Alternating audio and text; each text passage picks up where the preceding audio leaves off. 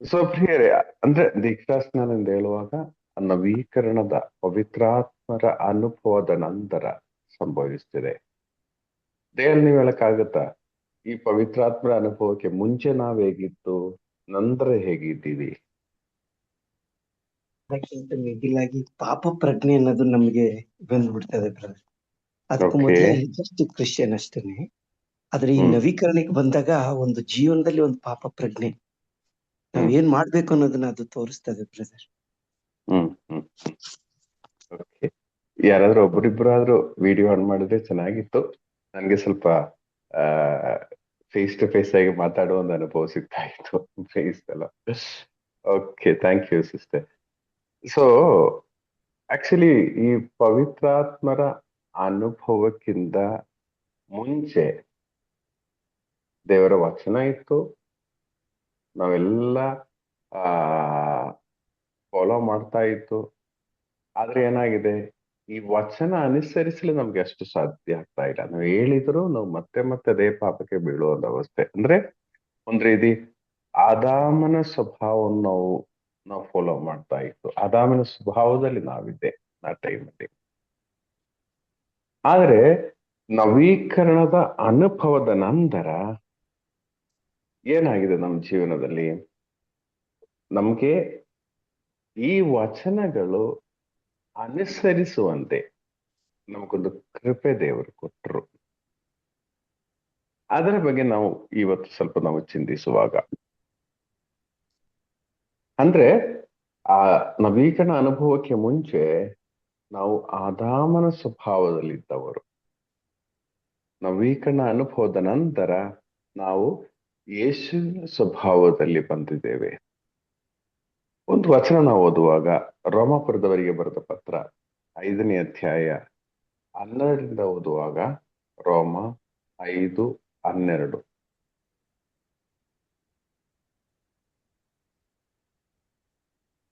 ಓದಿ ಒಬ್ಬ. ಒಬ್ಬ ಮನುಷ್ಯನಿಂದಲೇ ಪಾಪ, ಪಾಪದಿಂದ ಮರಣ ಈ ಲೋಕವನ್ನು ಪ್ರವೇಶಿಸಿದವು. ಎಲ್ಲರೂ ಒಬ್ಬ ಮನುಷ್ಯನಿಂದ ಪಾಪ, ಪಾಪದಿಂದ ಮರಣ ಈ ಲೋಕದಲ್ಲಿ ಪ್ರವೇಶಿಸಿತು. ಯಾವ ಮನುಷ್ಯನಿಂದ? ಆದಾಮನ ಆದಾಮನಿಂದ. ಮುಂದುವರಿಸೋದು. ಎಲ್ಲರೂ ಪಾಪ ಮಾಡಿದ್ದರಿಂದ ಮರಣವು ಎಲ್ಲರಿಗೂ ಪ್ರಾಪ್ತಿಯಾಯಿತು. ಧರ್ಮಶಾಸ್ತ್ರವನ್ನು ಕೊಡುವುದಕ್ಕೆ ಮೊದಲೇ ಪಾಪವು ಲೋಕದಲ್ಲಿತ್ತು. ಆದರೆ ಧರ್ಮಶಾಸ್ತ್ರ ಇಲ್ಲದೆ ಇದ್ದುದರಿಂದ ಪಾಪವನ್ನು ಗಣನೆಗೆ ತಂದುಕೊಳ್ಳಲಾಗಲಿಲ್ಲ. ಒಂದ್ ನಿಮಿಷ ಪ್ರಿಯರೇ, ನೀವು ಶ್ರದ್ಧೆಯಿಂದ ಆರಿಸಿ. ಹೇಗೆ ಆದಾಮನ ಪಾಪ ನಮ್ಗೆ ಲಭಿಸಿತು? ಒಂದು ಮನುಷ್ಯನಿಂದ ಪಾಪವು ಭೂಮಿಗೆ ಎಂಟ್ರಿ ಆಯಿತು. ಹೇಗೆ ಆದಾಮನ ಪಾಪ ನಮಗೆ? ಆದಾಮ ಪಾಪ ಮಾಡಿದ್ರೆ ಆದಾಮನಿಗೆ ತಾನೆ, ನಮ್ಗೆ ಹೇಗೆ ಅದು ಎಫೆಕ್ಟ್ ಆಗಿತ್ತು? ಯಾರಿಗಾದ್ರೂ ಹೇಳಕ್ ಆಗತ್ತಾ? KG sir. ಆದಾಮನ ವಂಶದಿಂದ ಬಂದವರು ನಾವು, ಆದಾಮನ ಬೀಜದಿಂದ ಬಂದವರು ನಾವು. ಸೊ ಆ ಜೀನಲ್ಲೇ ನಾವು ಆ ಪಾಪವನ್ನ ಉಳಿಸ್ಕೊಂಡ್ ಬರ್ತಿದ್ವಿ. ಓಕೆ. ಪ್ರಿಯರಿ, ಹೇಗಂದ್ರೆ ಈಗ ನಮ್ಗೆ KRS ಅಲ್ಲಿ ನೀರಿದೆ. KRS ಅಲ್ಲಿ ಇರುವ ನೀರು ಯಾಕೆ ನಾವು ತಮಿಳ್ನಾಡಿಗೆ ಬಿಟ್ಕೊಡ್ಬೇಕು?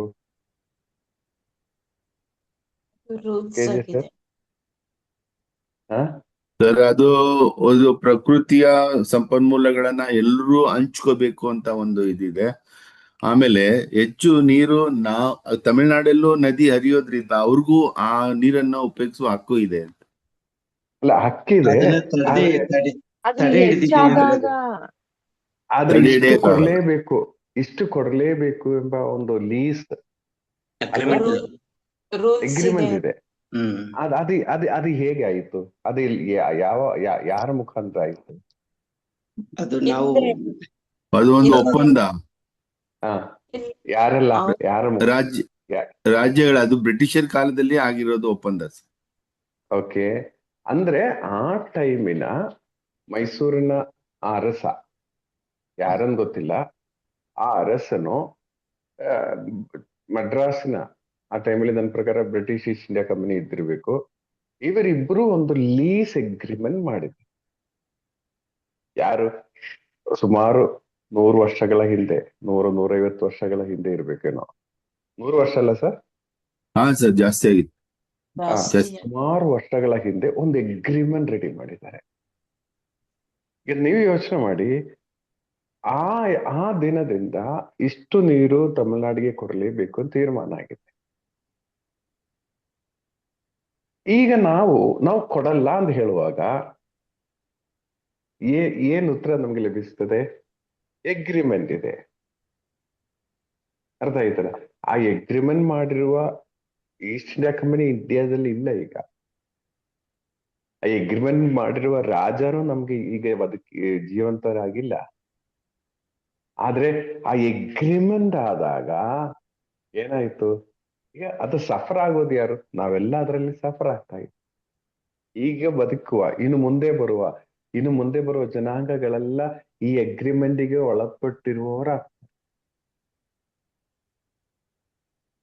ಅದೇ ರೀತಿಯಲ್ಲಿ ಈಗ ನಮಗೂ ಅದಕ್ಕೂ ಸಂಬಂಧ ಇಲ್ಲ ನಾವ್ ಹೇಳಕ್ ಆಗಲ್ಲ. ಯಾಕಂದ್ರೆ ನಮ್ಮ ಆ ಪೂರ್ವಜರು ಅಗ್ರಿಮೆಂಟ್ ಮಾಡಿದ್ದಾರೆ. ಇನ್ನು ನನ್ಗೆ ಅದಕ್ಕೆ ಸಂಬಂಧ ಇಲ್ಲ ಅಂತ ಹೇಳಕ್ಕೆ ನಮ್ಗೆ ಆಗಲ್ಲ. ಸೊ ನಮಗೂ ಅದರ ಪಾಲಿದೆ ಅಲ್ವಾ ಕೆಜಿ ಸರ್? ಹೌದು ಸರ್, ಹೌದು. ನಾವು ಅದನ್ನ ಮುಂದುವರಿಸ್ಕೊಂಡೇ ಹೋಗ್ಬೇಕು. ಮುಂದುವರಿಸ್ಕೊಂಡು ಹೋಗ್ಲಿ. ಅವ್ರು ಆ ಸ್ಪಿರಿಟ್ ಇಂದಾನೆ ಅವರು ಒಪ್ಪಂದ ಮಾಡ್ಕೊಂಡಿರೋದು, ಇದು ಮುಂದುವರಿಬೇಕು ಅಂತ ಹೇಳಿ. ಈಗ ನಾವು ಬಿಡಲ್ಲ ಅಂತ ಹೇಳಿದ್ರೆ ನಿಮ್ಮ ಅರಸನ ಒಪ್ಪಿದ್ದಾರೆ. ನಿಮ್ಮ ಅರಸನ ಒಪ್ಪಿದ್ರೆ ನೀವು ಅದಕ್ಕೆ ಒಳಪಟ್ಟವರಾಗಿ. ಅವರು ಯಾರು ಇಲ್ಲ ಈಗ ಪ್ರಿಯರೇ. ಅದೇ ರೀತಿಯಲ್ಲಿ ಆದಾಮನು ಸೈತಾನ್ನೊಂದಿಗೆ ಒಂದು ಒಪ್ಪಂದಿಗೆಯನ್ನು ಮಾಡಿದ್ದಾರೆ. ಯಾಕಂದ್ರೆ ಇದು ತಿನ್ನಿ ಎಂದೇಳಿ ದೇವರ ವಚನ ಉಲ್ಲಂಘಿಸಿ. ಅದರಿಂದ ಏನಾಯ್ತು? ಅದರ ಎಫೆಕ್ಟ್ ಆದಾಮನ ಜನರೇಷನ್ ಅಲ್ಲಿ ಎಲ್ರಿಗೂ ಅದು ಬಂದಿದೆ. ಸೊ ಪಾಪ ನಾನ್ ಪಾಪ ಮಾಡಿಲ್ಲ, ನನ್ಗೂ ಅದಕ್ಕೂ ಸಂಬಂಧ ಇಲ್ಲ ಅಂತ ಹೇಳಕ್ಕೆ ನಮ್ಗೂ ಆಗಲ್ಲ. ಸೊ ಆ ಒಂದು ಎಫೆಕ್ಟ್ ನಮ್ಮಲ್ಲಿ ಇದೆ. ಈ ಎಫೆಕ್ಟ್ ನಮ್ಮಿಂದ ತೆಗೆದುಹಾಕಲು ಆಗಿದೆ ಯೇಸು ಸ್ವಾಮಿ ಭೂಮಿಗೆ ಬಂದು ನಮಗಾಗಿ ಸತ್ತು ಪುನರುತ್ಥಾನರಾಗಿರುವುದು. ಸೊ ಅವರು ನಮಗಾಗಿ ಸತ್ತು ಪುನರುತ್ಥಾನರಾಗಿದ್ದರೂ ನಾವು ಈ ಒಂದು ಕಾರ್ಯವನ್ನು ವಿಶ್ವಾಸದಲ್ಲಿ ಸ್ವೀಕರಿಸಿ ಅಂಗೀಕರಿಸಿ ಪವಿತ್ರಾತ್ಮರ ಅಭಿಷೇಕವನ್ನು ಸ್ವೀಕರಿಸುವಾಗ ಮಾತ್ರನೇ ಅದು ನಮ್ಮ ಜೀವನದಲ್ಲಿ ಕಾರ್ಯರೂಪಕ್ಕೆ ಬರುವುದು. ಈ ಎಫೆಕ್ಟ್, ಈ ಯೇಸುವಿನ ಮರಣದ ಎಫೆಕ್ಟ್ ನಮ್ಮೊಬ್ಬೊಬ್ಬರ ಜೀವನದಲ್ಲೂ ಕಾರ್ಯರೂಪಕ್ಕೆ ಬರುವುದು. ಮುಂದುವರಿಸಿ ಓದುವಾಗ ರೋಮ 5 ಮತ್ತೆ ಮುಂದುವರಿಸಿ ಓದುವಾಗ, ಧರ್ಮಶಾಸ್ತ್ರವನ್ನು ಕೊಡುವುದಕ್ಕೆ ಮೊದಲೇ ಪಾಪವು ಲೋಕದಲ್ಲಿತ್ತು. ಆದರೆ ಧರ್ಮಶಾಸ್ತ್ರ ಇಲ್ಲದೆ ಇದ್ದುದರಿಂದ ಪಾಪವನ್ನು ಗಣನೆಗೆ ತಂದುಕೊಳ್ಳಲಾಗಲಿಲ್ಲ. ಧರ್ಮಶಾಸ್ತ್ರ ಬರುವವರೆಗೆ ಇದು ಸರಿ ಇದು ತಪ್ಪು ಅಂತ ಹೇಳಕ್ ಆಗ್ತಾ ಇರ್ಲಿಲ್ಲ. ಒಂದು ನಿಯಮ ಇರಲಿಲ್ಲ, ಯಾವುದು ತಪ್ಪು ಯಾವುದು ಸರಿ ಅಂತ ಹೇಳಿ. ಆದರೆ ಮೋಶೆಯ ಕಾಲದಿಂದ ಧರ್ಮಶಾಸ್ತ್ರ ನಮಗೆ ಲಭಿಸಿಲ್ಲ ಆಯ್ತು. ಆಗ ನಮ್ಗೆ ಗೊತ್ತಾಯಿತು ಇದು ಪಾಪ, ಇದು ಸರಿ, ಇದು ತಪ್ಪು ಅಂತ ಹೇಳಿ ನಮ್ಗೆ ಅರ್ಥ ಆಯ್ತು. ಇನ್ನು ಮುಂದುವರಿಸಿ. ಆದರೂ ಆದಾಮನ ಕಾಲದಿಂದ ಮೋಶೆಯ ಕಾಲದವರೆಗೂ ಮರಣವು ದಬ್ಬಾಳಿಕೆ ನಡೆಸುತ್ತಿತ್ತು. ದೇವರ ಆಜ್ಞಾವಿಧಿಗಳನ್ನು ಮೀರಿ ಆದಾಮನು ಮಾಡಿದ ಪಾಪಕ್ಕೆ ಸಮನಾದ ಪಾಪವನ್ನು ಮಾಡದೆ ಇದ್ದವರ ಮೇಲೆಯೂ ಮರಣದ ಆಳ್ವಿಕೆ ನಡೆಯುತ್ತಿತ್ತು. ನೋಡಿ, ಈ ದೇವರ ವಚನ ಉಲ್ಲಂಘಿಸದೇ ಇರೋ ವ್ಯಕ್ತಿಗಳಿದ್ದಾರೆ, ಆದ್ರೆ ಅವರ ಮೇಲೆಯೂ ಈ ಪಾಪದ ಎಫೆಕ್ಟ್ ಇತ್ತು. ಅರ್ಥ ಆಯ್ತಲ್ಲ? ಇದು ಯಾವುದೂ ಉಲ್ಲಂಘಿಸದೇ ಇದ್ದವರ ಮೇಲೂ ಆದಾಮನು ಮಾಡಿದ ಆ ಒಪ್ಪಂದದ ಎಫೆಕ್ಟ್ ಇತ್ತು. ಇನ್ನು ಮುಂದುವರಿಸಿ. ಆದಾಮನು ಮುಂಬರಲಿದ್ದ ಮಹಾತ್ಮನ ಮುನ್ಸೂಚನೆಯಾಗಿದ್ದಾನೆ. ಆದರೆ ಆದಾಮನ ಪಾಪಕ್ಕೂ ದೇವರ ಅನುಗ್ರಹಕ್ಕೂ ವ್ಯತ್ಯಾಸವಿದೆ. ಒಬ್ಬ ಮನುಷ್ಯನ ಅಪರಾಧದಿಂದ ಎಲ್ಲರೂ ಮರಣಕ್ಕೊಳಗಾದರು ಎಂಬುದೇನೋ ನಿಜ.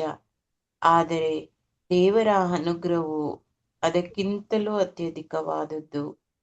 ಅಂತೆಯೇ ಯೇಸುಕ್ರಿಸ್ತ ಎಂಬ ಒಬ್ಬ ಮಹಾತ್ಮನ ಅನುಗ್ರಹದಿಂದ ಲಭಿಸುವ ಉಚಿತಾರ್ಥ ವರಗಳು ಇನ್ನೂ ಅಧಿಕವಾದವು ಎಂಬುದು ನಿಜ. ನೋಡಿ, ಒಂದು ಮನುಷ್ಯನಿಂದ ಪಾಪ ಎಂಟ್ರಿ ಆಗಿದೆ, ಆದ್ರೆ ಯೇಸುಸ್ವಾಮಿ ಎಂಬ ದೇವ ಪುತ್ರನ ಮುಖಾಂತರ ಏನಾಗಿದೆ, ಕೃಪಗಳ ಸುರಿಮಳೆ ನಮ್ಮಲ್ಲಿ ಲಭಿಸಿದೆ.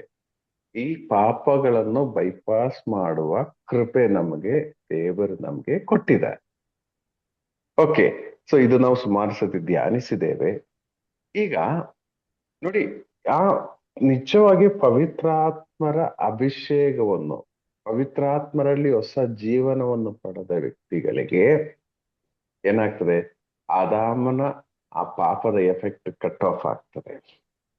ಮತ್ತೆ ನಾವು ಜೀವಿಸುವುದು ಯೇಸುವಿನಲ್ಲಿ. ಅದಾದ್ಮೇಲೆ ನಮ್ಗೆ ದೇವರ ವಚನ ಅನುಸರಿಸುವುದು ಏನ್ ಕಷ್ಟನೂ ಆಗಲ್ಲ. ಒಂದು ವಚನ ಸೇರಿಸಿ ನಾವು ಓದೋಣ. 1 ಯೋವಾನ 3:9. ಇದು ತುಂಬಾ ಮುಖ್ಯವಾದ ಒಂದು ವಚನ ಇವತ್ತಿಗೆ. 1 ಯೋವಾನ 3:9.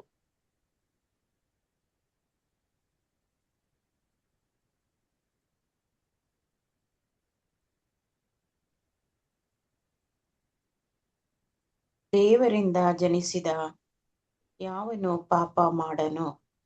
ದೇವರಿಂದ ಜನಿಸಿದ ಯಾವನು ಪಾಪ ಮಾಡನು? ದೇವರಿಂದ ಜನಿಸಿದ ಅಂತ ಹೇಳುವಾಗ ನಿಮ್ಮ ಮನಸ್ಸಿಗೆ ಏನ್ ಬರುತ್ತೆ ಹರ್ಷ? ಪ್ರಭು ಕ್ರಿಸ್ತರು ಒಬ್ಬರೇ. ದೇವರಿಂದ ಜನಿಸುವರು ಅಂತ ಹೇಳುವಾಗ ಹೊಸ ಒಂದು ಆತ್ಮರ ಅಭಿಷೇಕ ಪಡೆದವರು, ಹೊಸ ಆತ್ಮಾಭಿಷೇಕವನ್ನು ಪಡೆದ ಪವಿತ್ರಾತ್ಮರಲ್ಲಿ ಹುಟ್ಟಿದವನು, ಪವಿತ್ರಾತ್ಮರಲ್ಲಿ ಹೊಸ ಜೀವನವನ್ನು ಪಡೆದವನು. ಪವಿತ್ರಾತ್ಮರಲ್ಲಿ ಹೊಸ ಜೀವನವನ್ನು ಪಡೆದವನ ಪ್ರತ್ಯೇಕತೆ ಏನು ಶಶಿಕಲಾ ಸಿಸ್ಟರ್?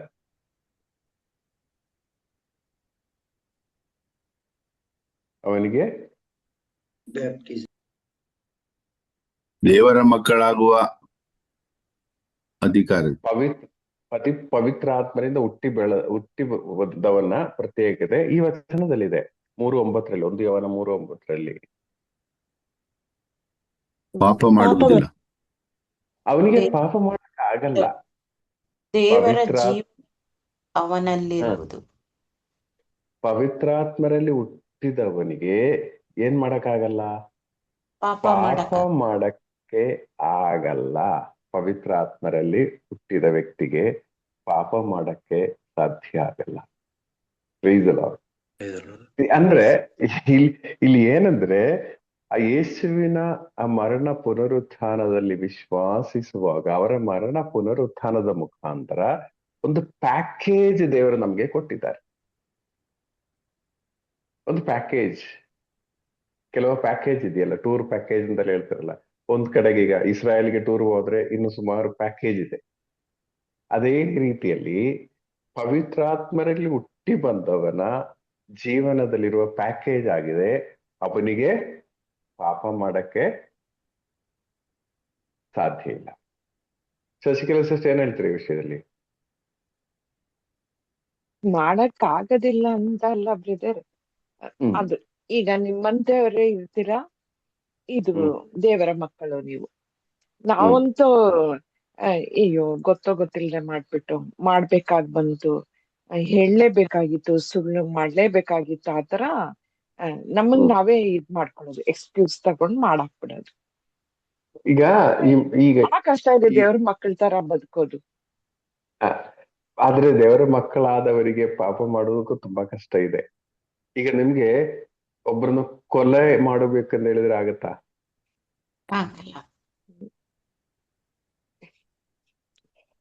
ಆಗಲ್ಲ. ಓಕೆ, ಅಂದ್ರೆ ಸ್ವಲ್ಪ ನಾವು ದೇವರ ಆ ಒಂದು ಅನುಭವಕ್ಕೆ, ಪವಿತ್ರಾತ್ಮ ಅನುಭವಕ್ಕೆ ನಾವು ಆ ರೇಂಜಿಗೆ ನಾವು ಬರ್ತಾ ಇದೀವಿ. ಸೊ ನಮ್ಮಿಂದ ಕೊಲೆ ಮಾಡಕ್ಕೆ ಆಗಲ್ಲ. ಅದು ಸತ್ಯ ಅಲ್ವಾ? ಯಾವುದೇ ಸಿಚುವೇಶನ್ ಅಲ್ಲಿ ನಾವು ದಾಟಿ ಹೋದರೂ ನಾವು ನಮ್ಮನ್ನು ಕೊಲೆ ಮಾಡಕ್ಕೂ ಆಗಲ್ಲ, ಇತರರನ್ನು ಕೊಲೆ ಮಾಡಕ್ಕೂ ಆಗಲ್ಲ. ಓಕೆ, ಸೊ ಈ ವಚನ ಹೇಳೋದು ಅದೇನೆ. ನೀವು ಈ ಪವಿತ್ರಾತ್ಮರಲ್ಲಿ ಪುನಃ ಜನಿಸಿದ್ದೀರೋ, ಹಾಗಾದ್ರೆ ನಿಮ್ಗೆ ಪಾಪ ಮಾಡಕ್ಕಾಗಲ್ಲ. ಸೊ ಈಗ ನೋಡಿ, ನಮ್ದೊಂದು ಪ್ರಾಬ್ಲಮ್ ಏನು ಗೊತ್ತಾ? ನಾವು ವಿಲ್ ಪವರ್ ಉಪಯೋಗಿಸಿ ಪಾಪವನ್ನು ಕಂಟ್ರೋಲ್ ಮಾಡಕ್ಕೆ ಟ್ರೈ ಮಾಡ್ತೀವಿ. ವಿಲ್ ಪವರ್ ಉಪಯೋಗಿಸಿ ಅಂದ್ರೆ ಅರ್ಥ ಏನು? ಯಾರು ಹೇಳ್ತೀರಾ? ಬ್ರದರ್, ನಾವೇ ಒಂಥರ ಏನೋ ಒಂದ್ ಕೆಲವು ಸಾರಿ ತೀರ್ಮಾನ ತಗೊಂಡು ಅಥವಾ ಮಾಡ್ ನಮ್ಮಲ್ಲೇ ನಾನ್ ಮಾಡ್ಬಾರ್ದು ಅನ್ಕೊಂಡು ಹಾ. ನಾನು ಒಂಥರ ಇದ್ ಮಾಡೋದಷ್ಟೇ. ಈಗ ಇವತ್ತು ದಯಾಲ್ ಯೋಚನೆ ಮಾಡ್ತಾ ಇದ್ದೀನಿ ಅಂತ ಇಟ್ಕೊಳ್ಳೋಣ. ಇವತ್ತು ನಾನು ಬೆಳಿಗ್ಗೆ ಕೋಪಗೊಳ್ಳಲ್ಲ. ಒಂದು 100 ಸತಿ ಹೇಳಿದ್ದಾರೆ ಅಂತ ಇಟ್ಕೊಳ್ಳೋಣ. ಇವತ್ತು ನಾನು ಕೋಪಗೊಳ್ಳಲ್ಲ, ಕೋಪ ಇಲ್ಲ, ನನ್ಗೆ ಕೋಪ ಬರಲ್ಲ. ಈ ತರ ಸುಮಾರು ಸತಿ ನಾವು ರಿಪೀಟ್ ಮಾಡಿದೆ ಅಂತ ಇಟ್ಕೊಳ್ಳೋಣ. ನೀವು ವಿಲ್ ಪವರ್ ರೆಡಿ ಮಾಡಿದ್ದಾರೆ, ಡಿಸೈಡ್ ಮಾಡಿ ಆಯ್ತು, ಇವತ್ತು ನಾನು ಕೋಪಗೊಳ್ಳುವುದೇ ಇಲ್ಲ, ಏನೇ ಆದರೂ ಕೋಪಗೊಳ್ಳುವುದಿಲ್ಲ. ಏನಾಗ್ತದೆ? ಬೇರೆ ದಿವ್ಸಕ್ಕಿಂತ ಜಾಸ್ತಿ ಹ್ಮ್. ಕೋಪ ಮಾಡ್ಕೊಂತೀನಿ ಬ್ರದರ್. ಅಷ್ಟು ಕೋಪ ಮಾಡ್ತೀನಿ. ಆಮೇಲೆ ಹೇಳ್ತಾರೆ ಬ್ರದರ್, ನಾನ್ ಕೋಪ ಮಾಡ್ಕೊಬಾರ್ದು ಅನ್ಕೊಂಡಿದೀನಿ, ಸುಮ್ನಿದ್ಬಿಟ್ರೆ ಸುಮ್ನೆ ನೀವಲ್ಲ ಇದ್ಬಿಡಿ. ಅಂತ. ಅಯ್ಯೋ. ಆಲ್ ಟುಗೆದರ್ ನಮ್ ಡಿಸಿಷನ್ ಇಂದ, ನಮ್ ವಿಲ್ ಪವರ್ ಇಂದ ಪಾಪ ಅವಾಯ್ಡ್ ಮಾಡಕ್ಕೆ ನಮ್ಗೆ ಸಾಧ್ಯನೇ ಇಲ್ಲ. ನಮ್ ಎಕ್ಸ್ಪೀರಿಯನ್ಸ್ ನಮ್ಗೆ ತಿಳಿಸ್ತಾ ಇದೆ. ನಾವು ಡಿಸೈಡ್ ಮಾಡೋದಕ್ಕಿಂತ ಡಬಲ್ ನಾವು ಅವತ್ ಮಾಡ್ತೀವಿ ಬೇರೆ ದಿನಕ್ಕಿಂತ. ಸೊ ವಿಲ್ ಪವರ್ ಉಪಯೋಗಿಸಿ ನೀವು ಪಾಪ ಮಾಡದೇ ಇರಕ್ಕಾಗಲ್ಲ. ಪಾಪ ಮಾಡಬಾರದು ಅಂದ್ರೆ ಹೇಗೆ ಸಾಧ್ಯ? ಪವಿತ್ರ ಆತ್ಮರಲ್ಲಿ ಪುನಃ ಹುಟ್ಟಬೇಕು. ನಾವು ಪವಿತ್ರ ಆತ್ಮರ ಅಭಿಷೇಕದಲ್ಲಿ ಜೀವಿಸಬೇಕು. ಪವಿತ್ರ ಆತ್ಮರಲ್ಲಿ ತುಂಬಿ ನಾವು ಜೀವಿಸುವಾಗ ಪ್ರಿಯರೇ, ಸುಳ್ಳು ಹೇಳಕ್ಕೆ ನಮ್ಮಿಂದ ಆಗಲ್ಲ, ಕೋಪಗೊಳ್ಳುವುದಕ್ಕೂ ನಮ್ಮಿಂದ ಆಗಲ್ಲ.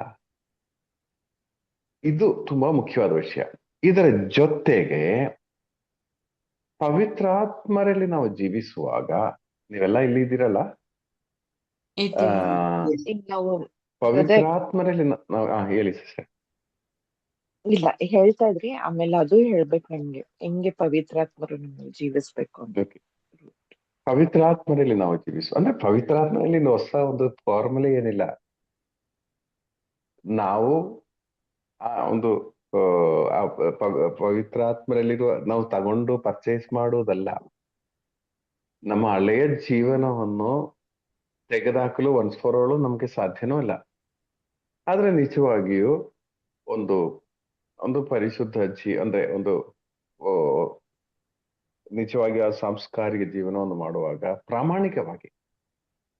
ಪ್ರಾಮಾಣಿಕವಾಗಿ ಒಂದು ಪವಿತ್ರ ಅಂದ್ರೆ ಒಂದು ಬಲಿ ಪೂಜೆಯಲ್ಲಿ ಪಾಲ್ಗೊಳ್ಳುವಾಗ, ನಿಜವಾದ ಒಂದು ದೈವಿಕ ಜೀವನವನ್ನು ನಾವು ನಡೆಸಲು ಪ್ರಾರಂಭಿಸುವಾಗ, ಮತ್ತೆ ಅದೇ ರೀತಿಯಲ್ಲಿ ದೇವರ ಪ್ರಸನ್ನತೆಯಲ್ಲಿ ಬೆಳಿಗ್ಗೆಯಿಂದ ಸಾಯಂಕಾಲದವರೆಗೆ ಜೀವಿಸಲು ಪ್ರಾರಂಭಿಸುವಾಗ, ಈ ಒಂದು ಜೀವನವಾಗಿದೆ ಪವಿತ್ರ ಆತ್ಮರಿಂದ ತುಂಬಲ್ಪಟ್ಟ ಒಂದು ಜೀವನ. ಇದು ಆರ್ಟಿಫಿಷಿಯಲ್ ಅಲ್ಲ. ನಾನು ಸುಮಾರು ವರ್ಷಗಳ ಹಿಂದೆ ಹೇಳಿದ ಹಾಗೆ ಡೈಲಿ ಯಾವಾಗಲೂ ಯೇಸುವೆ ಈ ಒಂದು ಪ್ರೆಸೆನ್ಸ್ ಅಲ್ಲಿ ಜೀವಿಸುವ ಜೀವನ, ಅದೇ ಪವಿತ್ರ ಆತ್ಮ. ಸ್ಪೆಷಲ್ ಆಗಿ ಏನೋ ಪ್ಯಾಕೇಜ್ ಇಲ್ಲ ಅದು. ನಾವು ಅದಕ್ಕೆ ಧ್ಯಾನಕ್ಕೆ ಹೋಗ್ಬೇಕಂದ್ರೂ ಇಲ್ಲ. ನಮ್ ಜೀವನದಲ್ಲಿ ಎದ್ರು ಬಿದ್ರು ಆ ಯೇಸುವಿನ ಪ್ರೆಸೆನ್ಸ್ ಇರುವ ಜೀವನ ಇದೆಯಾ? ಮತ್ತೆ ಇದು ಸಹ ದೇವರ ಒಂದು ಕೊಡುಗೆನೆ. ಎಲ್ರಿಗೂ ಈ ಅವಕಾಶ ಸಿಗ್ಬೇಕಂತಲೂ ಇಲ್ಲ. ನಾನು ಮೊನ್ನೆ ಹೇಳಿದ ಹಾಗೆ, ಈ ಮುಂಚಾಣೆ ಬರಕ್ಕೂ ದೇವರ ಪ್ರೆಸೆನ್ಸ್ ಬೇಕು, ದೇವರ ಒಂದು ಕೃಪೆ ಬೇಕು. ಪವಿತ್ರಾತ್ಮರ ಒಂದು ಜೀವನ ಆ ದೇವರ ಕೃಪೆ ಇರುವವರಿಗೆ ಲಭಿಸುವ ಒಂದು ಕಾರ್ಯ ಆಗಿದೆ. ನಮ್ಗೆ ಆ ಕೃಪೆ ಇದೆ, ಅದಕ್ಕೆ ನಾವು ಇಲ್ಲಿ ಇದ್ದೀವಿ. ಈಗ ಈ ಪವಿತ್ರಾತ್ಮರ ಜೀವನದ ಅಂದ್ರೆ ಪವಿತ್ರಾತ್ಮರಿಂದ ನಾವು ತುಂಬುವಾಗ ನಮಗೆ ಬರುವ ಇನ್ನೊಂದು ಚಿಂತೆ ಏನು? ನಾವು ದೇವರ ಮಕ್ಕಳು ಎಂಬ ಭಾವನೆ ನಮಗೆ ಬರುತ್ತೆ. ನಾವು ದೇವರ ಮಕ್ಕಳು ಎಂಬ ಭಾವನೆ ಬರುತ್ತಾ? ಕೆಜೆ ಸರ್ ಏನ್ ಹೇಳ್ತೀರಾ? ಖಂಡಿತ ಬರ್ತದೆ ಸರ್. ಅದೇ ಪವಿತ್ರಾತ್ಮರಿಂದ ಮೂಲಕನೇ ನಾವು ಹಬ್ಬ ತಂದೆ ಅಂತ ಕರೆಯಲು ಸಾಧ್ಯ, ಯೇಸು ಸ್ವಾಮಿಯಲ್ಲಿ ವಿಶ್ವಾಸ ಇಡಲು ಸಾಧ್ಯ. ಓಕೆ, ಈ ಜಸ್ಟ್ ಉದಾಹರಣಕ್ಕೆ ಶಶಿಕಲಾ ಸಿಸ್ಟರ್, ದುಂದುಗಾರನ ಮಗ ಅವನ್ ತಂದೆಯ ಆಸ್ತಿಯನ್ನೆಲ್ಲ ಮಾರಿ, ತಂದೆಯ ಆ ಒಂದು ಸ್ಥಾನವನ್ನೆಲ್ಲ ಬಿಟ್ಟು, ಇವನು ಮಗನ ಆ ಸ್ಥಾನವನ್ನು ಬಿಟ್ಟು ಅಲ್ಲಿ ದೂರ ಹೋದ. ಅವನಿಗೆ ಅಪ್ಪನೋ ಮಗನು ಎಂಬ ಚಿಂತೆನೇ ಇಲ್ಲದೆ ಅವನು ದೂರ ಹೋದ, ಎಲ್ಲ ಹಾಳು ಮಾಡಿದ ಇಷ್ಟಲ್ಲ. ಈಗ ಅವನಿಗೆ ಆ ಹಂದಿ ಗೂಡಲ್ಲಿರುವ ಅನುಭವ ಬಂದಾಗ ಅವನಿಗೆ ಪ್ರಜ್ಞೆ ಉಂಟಾಗಿತ್ತು ಅಂತ ವಚನ ಹೇಳ್ತಾ ಇದೆ. ಅಲ್ವಾ? ಹ್ಮ್. ಅವ್ರಿಗೆ ಏನ್ ಪ್ರಜ್ಞೆ ಹೌದು. ಆಯ್ತು? ಏನ್ ಪ್ರಜ್ಞೆ ಆಯ್ತು? ಅದು ಪಾಪ ಮಾಡಿದೀನಿ ಅನ್ನೋದ್ಕಿನ್ನ ಹ್ಮ್ ಅಂದ್ರೆ ಪಾಪದ ಜೀವನ ನಡೆಸ್ತಾ ಇದ್ದೀನಿ ಅನ್ನೋದು ಒಂದು ಅರಿವಾಗಿರುತ್ತೆ ಬ್ರದರ್. ಓಕೆ, ಅಂದ್ರೆ ಅಷ್ಟೇ ಅರಿವೇನಾ? ಆ ಪಾಪದ ಜೀವನ ನಡೆಸ್ತಾ ಇದೆ ಎಂಬ ಅರಿವಲ್ಲ ಅವನಿಗೆ ಆಗಿರೋದು. ಏನ್ ಹಸಿವು ಅರಿವಾಯ್ತು ಅವನಿಗೆ? ನಾನು ಅವನಿಗೆ ಏನ್ ಹಸಿವು. ಕಳ್ಕೊತಾ ಇದ್ದೀನಿ ಅನ್ನೋದು ಅರಿವಾಯ್ತು, ಏನ್ ಕಳ್ಕೊಂಡಿದ್ದೀನಿ ಅನ್ನೋದು ಅರಿವಾಯ್ತು. ಓಕೆ, ಸರ್, ಅದ್ರ ನನಗೆ ಜೊತೆಗೆ ನನಗೆ ಅಪ್ಪನ ಮನೇಲಿ ಎಷ್ಟೋ ಇದೆ, ಅದೆಲ್ಲ ಬಿಟ್ಟು ನಾ ಇಲ್ಲಿದ್ದೀನಿಲ್ಲ ಅನ್ನೋ ಒಂದು ಅರಿವು ಹಂಗಾಯ್ತದ. ಸಂತೋಷವನ್ನ ಕಳ್ಕೊಂಡಿದ್ದೀನಿ ಅಂತ ಆ ಅರಿವಾಯ್ತು. ಅದಕ್ಕಿಂತೆಲ್ಲ ಮಿಗಿನಾಗಿ ಅವನಿಗೆ ಅಪ್ಪನ ಅರಿವಾಯ್ತು. ಅಪ್ಪನ ಅರಿವಾಯ್ತು ಅವನಿಗೆ.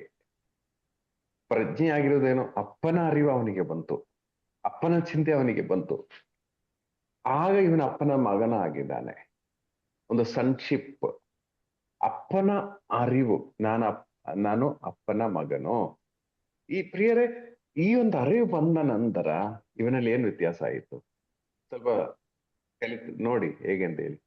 ಅವನ್ ಮನ್ಸಲ್ಲಿ ಅನ್ಕೊಂಡ, ನನ್ನ ಅಪ್ಪನ ಹತ್ರ ಹೋಗಿ ನಾನು ಕ್ಷಮೆ ಕೇಳಬೇಕು. ಕ್ಷಮೆ ಬೇಡುವ ಕೃಪೆ ಸಿಕ್ತು. ಪ್ರಿಯರೇ, ನಮ್ಗೆ ಲೈಫ್ ಅಲ್ಲಿ ನೀವೆಷ್ಟೇ ವಿಲ್ ಪವರ್ ಇದ್ರು ನೀವು ಹೋಗಿ ಕ್ಷಮೆ ಬಿಡಕ್ ಆಗಲ್ಲ. ಬೇಕಾದ್ರೆ ಡ್ರಾಮಾ ತೋರಿಸ್ಬೋದು, ಬೇರೆಯವ್ರ ಮುಂದೆ ಕಾಲಿಗೆ ಬೀಳುವುದು, ಕ್ಷಮಿಸಿ ಅಂತೆಲ್ಲ ಹೇಳುವುದು, ಅದೇ ಹೃದಯದಿಂದ ಕ್ಷಮಿಸಲು ನಮ್ಮಿಂದ ಸಾಧ್ಯ ಆಗಲ್ಲ. ಪವಿತ್ರಾತ್ಮರ ಅಭಿಷೇಕ ನಮ್ಗೆ ಲಭಿಸ್ತದೆ, ಪ್ರಾಮಾಣಿಕವಾಗಿ ಅದು ಮಾಡಕ್ಕಾಗಲ್ಲ. ತೋರಿಸ್ಬೋದು ಬೇರೆಯವರ ಮುಂದೆ, ಅದು ನಮಗೆ ತುಂಬಾ ಡೇಂಜರೇ. ಅದು ನಾನು ಇಷ್ಟು ಬಿಟ್ಕೊಟ್ರು ನೋಡಿ ಅವರ ಒಂದು ಚಿಂತೆ ನಮ್ಗೆ ಬರುತ್ತೆ. ಪ್ರಾಮಾಣಿಕವಾಗಿ ಕ್ಷಮಿಸಬೇಕಾದ್ರೆ ಈ ಅಪ್ಪನ ಅನುಭವ ನಮ್ಗೆ ಬರಬೇಕು, ಈ ಪವಿತ್ರಾತ್ಮರ ಅಭಿಷೇಕ ನಮ್ಮಲ್ಲಿ ಬರಬೇಕು. ನೋಡಿ, ಅವನ ಅಲ್ಲಿಂದ ಎದ್ದು ಮತ್ತೆ ಎಲ್ಲಿಗೆ ಹೋಗ್ತಾ ಇದ್ದಾನೆ?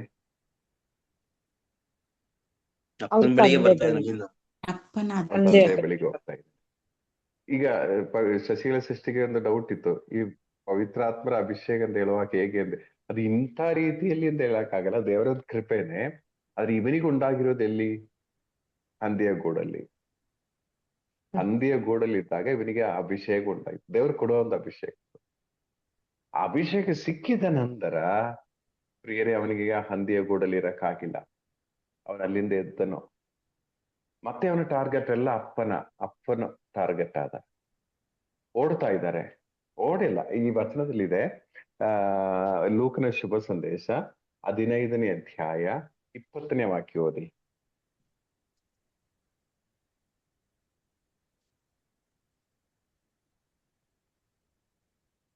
ಮಗನು ಇನ್ನು ಅಂತೆಯೇ ಎದ್ದು ತಂದೆಯ ಬಳಿಗೆ ಹೊರಟ. ಮಗನು ಇನ್ನು ಅಷ್ಟು ದೂರದಲ್ಲಿ ಇರುವಾಗಲೇ ತಂದೆ ನೋಡಿದ. ಆತನ ತಂದೆಯ ಹೃದಯ ಬಳಿಕೆ ಹೊರಟ ಕನಿಕರದಿಂದ ಎಂದು ಕರಗಿ ಹೇಳುವಾಗ, ಹೋಯಿತು. ತನ್ನ ತಂದೆಯ ಬಳಿಕೆ ಹೊರಟ ಎಂದು ಹೇಳುವಾಗ ಅವನು ಹೇಗೆ ಹೋಗಿರ್ತಾನೆ? ಅವನು ಅದೇ ಅವಸ್ಥೆಯಲ್ಲಿ ಹೋಗಿರ್ತಾನೆ. ನಡ್ಕೊಂಡು ಹೋಗಿರ್ತಾನೆ, ಬೇರೆ ವಾಹನಗಳು ಯಾವುದೂ ಇಲ್ಲ, ನಡ್ಕೊಂಡು ಹೋಗಿರ್ತಾನೆ. ದುಂದುಗಾರನ ಮಗ ತಂದೆಯ ಬಳಿಗೆ ಹೇಗೆ ಹೋಗ್ತಾ ಇದ್ದಾನೆ? ನಡ್ಕೊಂಡು ಹೋಗ್ತಾ ಇದ್ದಾನೆ. ಆ ನಡ್ಕೊಂಡು ಹೋಗುವಾಗ ತಂದೆ ದುಂದುಗಾರನ ಮಗನ ಕಡೆಗೆ ಹೇಗೆ ಬಂದ? ಓದಿ. ಓಡಿ ಬರ್ತಾನೆ. ಆತನ ಹೃದಯ ಕನಿಕರದಿಂದ ಕರಗಿ ಹೋಯಿತು. ಓಡಿ ಹೋಗಿ ಮಗನನ್ನು ಬಿಗಿಯಾಗಿ ತಬ್ಬಿಕೊಂಡು ಪ್ರಿಯರೇ, ಮುತ್ತಿಟ್ಟ. ಇಷ್ಟೇನೆ. ನಾವು ತಂದೆಯ ಬಳಿಗೆ ನಡ್ಕೊಂಡು ಹೋಗಲು ಪ್ರಯತ್ನ ಪಟ್ಟರೆ ಸಾಕು, ಅವರು ನಮ್ಮ ಬಳಿಗೆ ಓಡಿ ಬರ್ತಾರೆ. ಇದು ದೇವರ ಪ್ರೀತಿ. ಅರ್ಥ ಆಯ್ತಲ್ಲ? ನಾವು ಆ ಕಡೆ ನಡ್ಕೊಂಡು ಹೋದ್ರೆ ಸಾಕು, ಆ ಕಡೆ ನಾವು ತಿರುಗಿದ್ರೆ ಸಾಕು, ಅವ್ರು ಈ ಕಡೆ ಓಡಿ ಬರ್ತಾರೆ. ಅದು ತಂದೆಯ ಪ್ರೀತಿ. ಪ್ರಿಯರು, ಏನಂದ್ರೆ ನನ್ನ ತಂದೆ ಎಂಬ ಆ ಅರಿವು ನಮಗೆ ಲಭಿಸುವಾಗ ನಮ್ಮ ಸ್ವಭಾವ ಎಲ್ಲ 180 ಡಿಗ್ರಿ ಚೇಂಜ್ ಆಗುತ್ತೆ. ಇನ್ನೂ ಈ ದುಂದುಗಾರನ ಮಗನಿಗೆ ಅವನಿಗೆ ಪಾಪ ಮಾಡಕ್ಕಾಗಲ್ಲ. ಒಂದು ಪ್ಯಾಕೇಜ್ ಬಿಲ್ಡಪ್ ಆಗಿದೆ, ಒಂದು ಸಾಫ್ಟ್ವೇರ್ ಅಲ್ಲಿ ಎಂಟ್ರಿ ಆಗಿದೆ. ಇನ್ನು ಅವನಿಗೆ ಹೇಳ್ಬೇಕೆಂದಿತ್ತು, ನಾನು ನಿನ್ನ ಮಗನಲ್ಲ, ನಾನು ನಿನ್ನ ದಾಸನು ಅಂತ ಹೇಳ್ಬೇಕೆಂದಿತ್ತು. ಅದು ಹೇಳಕ್ಕೆ ಅಪ್ಪ ಬಿಡ್ಲಿಲ್ಲ, ಬಾಯಿ ಮುಚ್ಚಿದ. ನಿಮ್ಗೆ ಮಾಡಕ್ ಆಗಲ್ಲ, ಅದು ನನ್ ಮಗನಲ್ಲ ಅಂತ ಹೇಳಕ್ ಆಗಲ್ಲ ನಿಮ್ಗೆ, ಅಪ್ಪ ಬಿಡಲ್ಲ ಅದಕ್ಕೆ. ಪ್ರೇರೆ, ಇದು ಸಾಫ್ಟ್ವೇರ್. ಅಲ್ಲಿಗೆ ನಾವು ಎಂಟ್ರಿ ಆಗ್ಬೇಕು. ನೋಡಿ, ಈ ಪವಿತ್ರಾತ್ಮ ಅಭಿಷೇಕ ಆಗುವಾಗ ನಾವು ದೇವರ ಮಕ್ಕಳಾಗುವ ಕೃಪೆ ಲಭಿಸ್ತೇವೆ. ನಮ್ಗೆ ಗೊತ್ತು, ದೀಕ್ಷಾ ಸ್ನಾನದಲ್ಲಿ ಏನ್ ನಡೀತದೆ, ದೇವರ ಮಕ್ಕಳಾಗ್ತೇವಿ, ಪಾಪಗಳು ನಮ್ಗೆ ಕ್ಷಮೆ ಆಗ್ತದೆ, ಪವಿತ್ರಾತ್ಮರಿಂದ ತುಂಬಲ್ಪಡುತ್ತೇವೆ, ದೇವರ ಧರ್ಮಸಭೆಯ ಸದಸ್ಯರಾಗ್ತೀವಿ. ಪ್ರಿಯರೇ, ಇಷ್ಟೇನೆ ಪವಿತ್ರಾತ್ಮ ಅಭಿಷೇಕದಲ್ಲಿ ಸಂಭವಿಸುವುದು. ಮತ್ತೆ ನೀವು ಬೇರೆ ವಿಷಯಗಳನ್ನ ನೀವು ಚಿಂದಿಲ್ಲ, ನಿಮ್ಮ ಮನೆಯದ ವಿಷಯಗಳ ಚಿಂತಿಸೋದಿಲ್ಲ. ದೇವರಿಗಾಗಿ ಏನ್ ಮಾಡ್ಬೇಕು, ನಾನು ಯೇಸುವಿಗಾಗಿ ಏನ್ ಮಾಡ್ಬೇಕು, ಈ ಚಿಂತೆಗೆ ನೀವು ಎಂಟ್ರಿ ಆಗ್ತೀರಾ ಪವಿತ್ರಾತ್ಮ ಅಭಿಷೇಕ ಕೃಪೆ ಲಭಿಸುವಾಗ. ಸೊ ನಮ್ಗೆ ಬೇಕಾಗಿರೋದು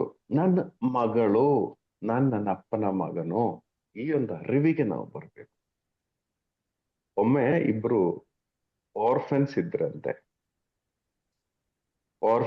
ಆರ್ಫನೇಜ್ ಅಲ್ಲಿ ಅವರು ಆಟ ಹೇಗಿರುತ್ತೆ ನಮ್ಗೆ ಗೊತ್ತಿದೆ.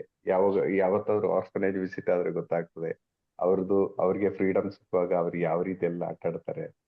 ಒಂಥರ ರೊಟ್ಟನಾಗಿರ್ತಾರೆ ಅವ್ರದ್ದು. ಯಾಕಂದ್ರೆ ಅವ್ರಿಗೆ ತುಂಬಾ ಪ್ರೀತಿ ಲಭಿಸ್ಲಿಲ್ಲ, ತಂದೆ ತಾಯಿಗೆ ಪ್ರೀತಿ ಇಲ್ಲ. ಆ ತರ ಇರುವಾಗ ನ್ಯಾಚುರಲಿ ಅವರ ಸ್ವಭಾವ ನಮ್ಗೆ ಗೊತ್ತಿದೆ. ಹೊಡಿಯೋದು, ಹಿಡಿಯೋದು, ಇನ್ನು ಸುಳ್ಳು ಹೇಳುವುದು, ಬೈಯೋದು, ಗಲಾಟೆ ಮಾಡೋದು, ಇದೆಲ್ಲ ನಡೀತದೆ. ಆದರೆ ಇಬ್ರು ಅಣ್ಣ ತಮ್ಮಂದ್ರು ಇಬ್ರು ಒಂದು ದೊಡ್ಡ ವ್ಯಕ್ತಿ ಅಂದ್ರೆ ಅಲ್ಲಿನ ಒಂದು ಜಡ್ಜ್ ಅವ್ರನ್ನ ಅಡಾಪ್ಟ್ ಮಾಡಿದ್ದಾರೆ. ನೀವು ಯೋಚನೆ ಮಾಡಿ ಆ ಸೀನ್. ಅಡಾಪ್ಟ್ ಮಾಡಿ ಜಡ್ಜ್ ಕಾರ್ ಓಡಿಸಿ ಹೋಗ್ತಾ ಇದ್ದಾರೆ. ಹಿಂದೆ ಇಬ್ರು ಮಕ್ಕಳು ಕೂತಿದ್ದಾರೆ. ಜಡ್ಜಿ ಮತ್ತು ಅವರ ಮಿಸ್ಸಸ್ ಫ್ರಂಟ್ ಅಲ್ಲಿ ಕೂತಿದ್ದಾರೆ, ಇಬ್ರು ಮಕ್ಕಳು ಹಿಂದೆ ಕೂತಿದ್ದಾರೆ. ಈಗ ಅವ್ರ ಮೈಂಡ್ ಸೆಟ್ ಹೇಗಿರುತ್ತದೆ?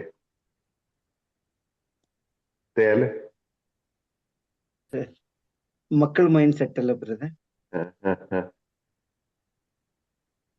ಅದೇ ನಮಗೊಂದು ಒಳ್ಳೆ ಜೀವನ ಸಿಕ್ಕಿದೆ, ನಾವು ಇನ್ ಮುಂದೆ ಫ್ಯೂಚರ್ ಚೆನ್ನಾಗಿರ್ತೀವಿ ಅನ್ನೋ ಭಾವನೆನಾ ಅಥವಾ ಅಲ್ವಾ?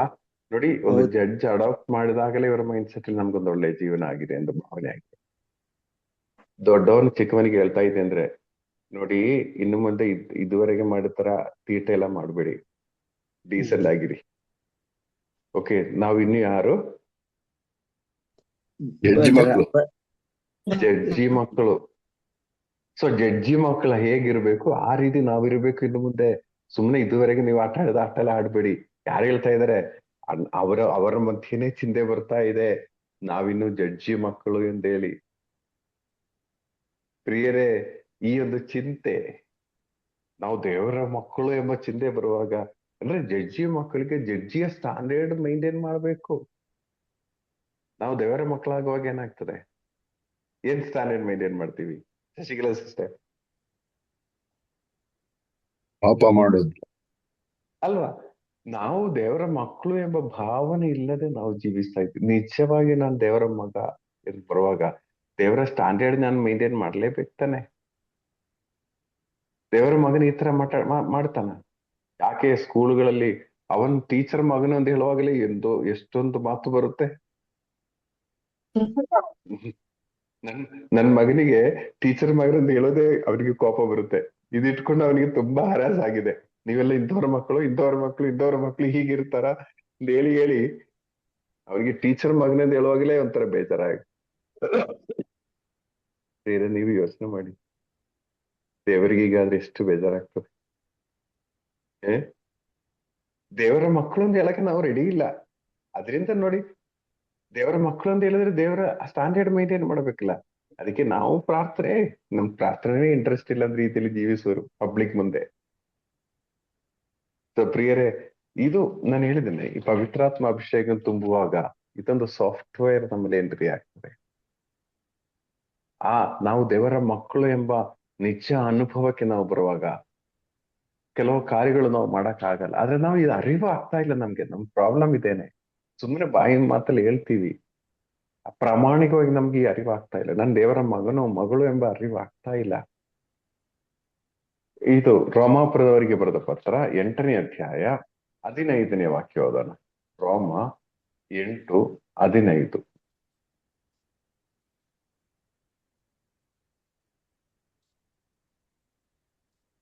ದೇವರು ನಿಮಗೆ ದಯಪಾಲಿಸಿರುವ ಆತ್ಮ ನಿಮ್ಮನ್ನು ಮತ್ತೊಮ್ಮೆ ಗುಲಾಮರನ್ನಾಗಿಯೂ ಭಯಭೀತರನ್ನಾಗಿಯೂ ಮಾಡುವುದಿಲ್ಲ,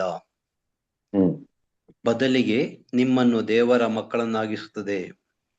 ದೇವರು ನಮ್ಗೆ ಕೊಟ್ಟ ಪವಿತ್ರ ಆತ್ಮರು ನಮ್ಮನ್ನು ದೇವರ ಮಕ್ಕಳಾಗಿಸುತ್ತದೆ. ಇನ್ನು ಆತ್ಮದ ಮೂಲಕವೇ ನಾವು ದೇವರನ್ನು ಅಪ್ಪ ತಂದೆ ಎಂದು ಕರೆಯುತ್ತೇವೆ. ಈ ಪವಿತ್ರಾತ್ಮರ ಮುಖಾಂತರ ಮಾತ್ರನೇ ನಾವು ದೇವರನ್ನು ಅಪ್ಪ ತಂದೆಯನ್ನು ಕರೆಯುವುದು. ಸೊ ಪ್ರಿಯರೇ, ಇವತ್ತು ನಾವು ಚಿಂತಿಸಿರುವುದೆಲ್ಲ ಪವಿತ್ರಾತ್ಮನಲ್ಲಿ ಒಂದು ಹೊಸ ಜೀವನ. ಆ ಹೊಸ ಜೀವನ ಆಗುವಾಗ ನ್ಯಾಚುರಲಿ ನಮ್ಮಲ್ಲಿ ಒಂದು ಸಾಫ್ಟ್ವೇರ್ ಎಂಟ್ರಿ ಆಗ್ತದೆ. ಪಾಪ ಮಾಡಕ್ ಆಗದೆ ಇರುವ ಒಂದು ಜೀವನ ನಮ್ಮಲ್ಲಿ ಎಂಟ್ರಿ ಆಗ್ತದೆ. ಅದಕ್ಕೆ ಮುಖ್ಯವಾದ ಒಂದು ಕಾರಣ, ನಾವು ದೇವರ ಮಕ್ಕಳು ಎಂಬ ಅನುಭವ ನಮ್ಮದಾಗ್ತದೆ. ನಾವು ದೇವರ ಮಕ್ಕಳಾಗುವಾಗ ಆ ದೇವರ ಸ್ಟ್ಯಾಂಡರ್ಡ್ ನೋಡಿ. ನನ್ನ ದೇವರ ಮಗನಾಗುವಾಗ ಲೋಕಕ್ಕೆ ನಾನು ಸಾಯುತ್ತೇನೆ. ಓಕೆ, ಲೋಕಕ್ಕೆ ನಾನು ಸಾಯುವಾಗ ದೇವರ ರಕ್ಷೆಯನ್ನು ನಮಗೆ ಕೊಡುವರು. ಆಗ ದೇವರಲ್ಲಿ ನಾನು ಬದುಕುವನು, ಜೀವಿಸುವನು. ಲೋಕಕ್ಕೆ ಸಾಯುವ ಒಂದು ಅವಸ್ಥೆ ಪ್ರಿಯರೇ, ಇದು ನಮ್ಮ ಜೀವನದಲ್ಲಿ ಬೇಕು. ಲೋಕದ ಸ್ಟ್ಯಾಂಡರ್ಡ್ಸು, ಲೋಕದ ನಿಯಮಗಳು, ದೇವರ ನಿಯಮಗಳು ಇದು ಮ್ಯಾಚ್ ಆಗಲ್ಲ. ನಮ್ಮ ಪ್ರಾಬ್ಲಮ್ ನಾವು ಎರಡು ಬ್ಯಾಲೆನ್ಸ್ ಮಾಡಿ ಹೋಗ್ತಾ ಇದ್ದೀವಿ. ಓಕೆ, ಇನ್ನು ನಮ್ದು ಅವಸ್ಥೆ ಏನಂದ್ರೆ, ಈಗ ಈ ಪ್ರಾರ್ಥನೆಯಲ್ಲಿ ಒಂದು ನಮ್ಮ ಅವಸ್ಥೆ ಏನಂದ್ರೆ, ಒಬ್ರು ಪ್ರಿಸನ್ ಮಿನಿಸ್ಟ್ರಿಗೆ ಹೋಗಿದ್ರಂತೆ. ನಮ್ಮ ಹಿಲಾರಿಸಸ್ ಪ್ರಿಸನ್ ಮಿನಿಸ್ಟ್ರಿಯಲ್ಲಿ ಇದ್ದಾರೆ, ಇಲ್ಲ ಅನ್ಸುತ್ತೆ ಇವತ್ತು. ಪ್ರಿಸನ್ನಿಗೆ ಹೋಗಿದ್ದಾರೆ. ಪ್ರಿಸನ್ನಿಗೆ ಹೋಗಿ ಇದಾರಾ? ಓಕೆ. ಸೊ ಪ್ರಿಸನ್ನಿಗೆ ಹೋಗಿ ಒಂದು ಪ್ರಿಸನರ್ ಜೊತೆಗೆ ಮಾತನಾಡುತ್ತಾ ಇದ್ದಾರೆ. ಸೊ ಪ್ರಿಸನರ್ ಜೊತೆ ಮಾತನಾಡಿದಾಗ ಅವನು ಹೇಳಿದ, ನಾನು ಇಂಥ ಕೆಲಸ ಮಾಡಿದೆ, ಇಂಥ ಕೆಲಸ ಮಾಡಿದೆ, ಅದರಿಂದ ನಾನು ಜೈಲಿಗೆ ಬಂದೆ ಅಂತ ಹೇಳಿದ. ಹಾಗೆ ಪ್ರಿಸನ್ ಮಿನಿಸ್ಟ್ರಿಯಲ್ಲಿರುವ ಈ ವ್ಯಕ್ತಿ ಏನ್ ಹೇಳಿದ್ರು ಗೊತ್ತಾ? ಸಹೋದರನೇ, ನಮಗೂ ಇದೇ ಸ್ವಭಾವ ಇದೆ, ಆದ್ರೆ ಅಷ್ಟು ಧೈರ್ಯ ಇರ್ಲಿಲ್ಲ, ಅದಕ್ಕೆ ನಾವು ಈ ಕೆಲಸ ಮಾಡಿಲ್ಲ.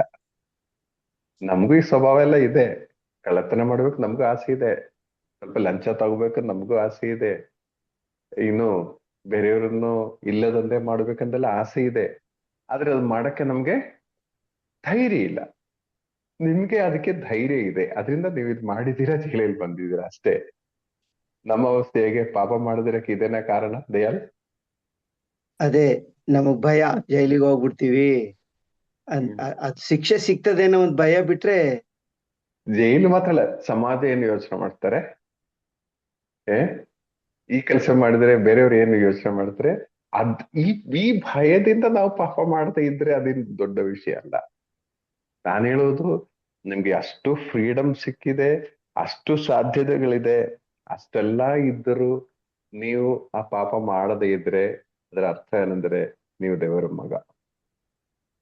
ಈಗ ಒಂದು ಟೀಚರ್ ಆಗಿ ಇದ್ಕೊಂಡು ಇಂಥ ಕೆಲಸ ಮಾಡಬಾರದು ಅಂದಿದೆ, ಇವು ಮಾಡಿದ್ರೆ ಬೇರೆಯವ್ರು ಏನು ಯೋಚನೆ ಮಾಡ್ತಾರೆ ಅಂತ ಹೇಳಿ ನಾನು ಕೆಲಸ ಮಾಡದೇ ಇದ್ರೆ ಅದು ಭಯದಿಂದ ಮಾಡದೇ ಇರೋದು. ನಾವ್ ಎಷ್ಟೋ ಪಾಪಗಳು ಮಾಡದೇ ಇರಕ್ಕೆ ಕಾರಣ ಭಯನೇ ಅಲ್ವಾ? ಸೊ ಆ ಭಯದಿಂದ ಮಾಡದಿರೋ ಪಾಪ ಅಲ್ಲ. ನಿಜವಾಗಿ ಸ್ವಾತಂತ್ರ್ಯ ಇದ್ದರೂ ಪಾಪ ಮಾಡದೇ ಇರುವಂತ ಅವಸ್ಥೆ ಇದೇ ಆಗಿದೆ ದೇವರ ಮಕ್ಕಳ ಒಂದು ಅವಸ್ಥೆ. ರೋಮಾಪುರದವರಿಗೆ ಬರೆದ ಪತ್ರದಲ್ಲಿ 6:17 ಓದುವಾಗ, ರೋಮ 6:17,